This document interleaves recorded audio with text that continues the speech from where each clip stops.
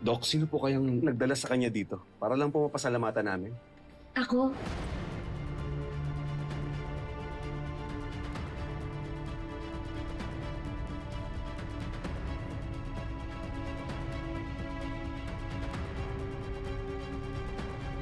Nasa'yo pala talaga si nanay. Ang tagal namin siyang hinahanap kung saan-saan kami nag-iikot. Bakit mo siya kinidnap? Sandali, Andrea, ano ba sinasabi mong kinidnap? Nagpunta siya kanina sa bahay ko. Pagod. Silog mo kaming gaguhin? Jeffrey, kung hindi kayo naniniwala, edi i-check niyo yung CCTV ng kapitbahay namin.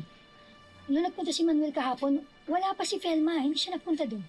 Malay ba namin kung saan mo siya tinago?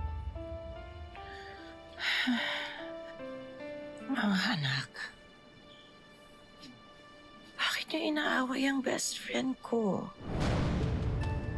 Tinulungan niya ako. Sabi ka ng totoo. Anong ginawa mo? Bakit nasa si nanay? Magsabi ka ng totoo. Tsaka anong best friend sinasabi ni nanay, ha? Anong ginawa mo? Pinagsamantalahan mo yung kalagayan ni nanay? Alam mo, mahina siya ngayon eh. Bakit mo ginagawa na naman to sa pamilya namin? Ginugulo mo kami, hindi ka na naawa sa amin? Ito ba kalagayan ng nanay ko?